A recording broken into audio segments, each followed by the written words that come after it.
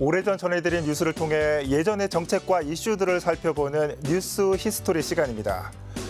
요즘 이 소각장으로 시끄러운 상암동, 꼭 13년 전에는 우리나라에서 가장 높은 건물이 추진됐던 사실 알고 계십니까?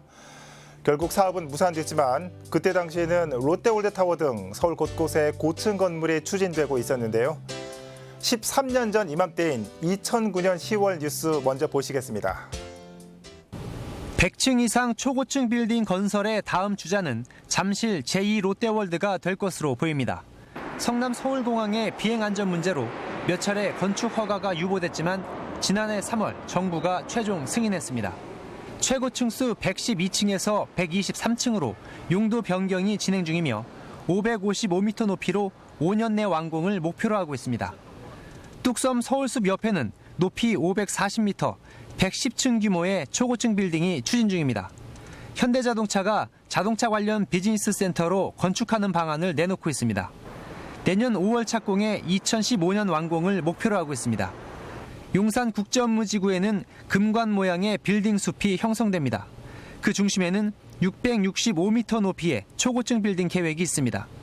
2016년 완공을 목표로 하고 있습니다.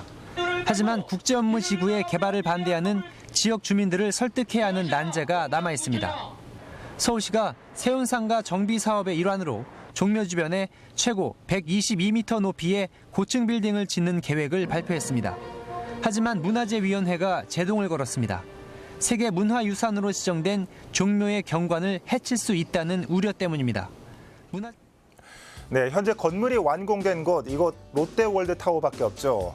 하지만 용산국제업무지구나 세운정비구역 고층 건물은 2022년 현재 다시 추진되고 있고 현대 GBC 건물은 삼성동으로 그 위치를 변경했는데요.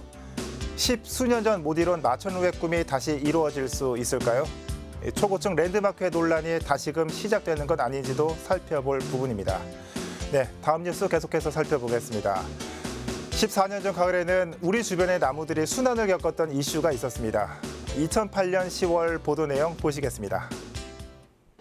도로 위에 나무들이 뿌리채 뽑혀 버려져 있습니다. 포크레인이 흔드는 나무는 이내 힘없이 쓰러져 버립니다. 40년 가까이 용산구 효창원길을 지켜왔던 가로수들입니다. 좀 허전하지 뭐 이렇게 막 그렇게 큰 나무가 있었는데. 청파로에서 효창공원에 이르는 690m 구간에 하수도와 도로를 정비하면서 그 진행 정도에 따라 가로수들을 하나둘 없앤 것입니다. 이번 공사를 통해 이곳에 심어진 가로수 115그루 모두가 제거될 예정입니다. 이 중에서 다른 곳으로 옮겨 심어진 가로수는 21그루에 불과합니다. 주황빛 열매로 가득해야 할 감나무가 초라하기만 합니다. 보통 이맘때면 줄기마다 주렁주렁 감이 열리기 마련이지만 어찌된 일인지 나무 한 그루에 매달린 감이라고는 서너 개가 전부입니다. 매년 감이 익기도 전에 열매를 따가는 몇몇 주민들로 감나무는 제 모습을 찾지 못하고 있습니다. 가다가 감이나 따먹자고 이제 따서 먹는 거지. 또한 청계천도 사정은 마찬가지입니다. 청계천 복원을 기념해 지난 2005년 하천을 따라 사과나무 120그루가 심어졌습니다. 매년 수확되는 사과를 판매해 불우이웃을 돕겠다는 뜻깊은 계획도 세워졌습니다. 하지만 지난 4년 동안 단 한 번도 수확에 성공하지 못했습니다. 시민들의 접근을 막기 위해 철조망을 설치하고 감시원까지 순찰을 돌았지만 눈을 피한 몇몇 시민들의 그릇된 행동은 멈추지 않았습니다. 네, 나무들이 순환을 겪었던 꼭 14년 전 오늘이었습니다.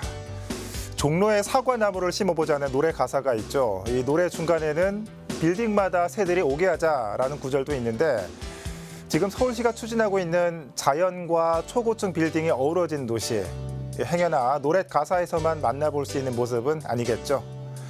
네, 뉴스 히스토리 오늘은 초고층 랜드마크 논란과 순환을 겪었던 나무 소식 전해드렸습니다. 다음 시간에 다시 찾아뵙겠습니다.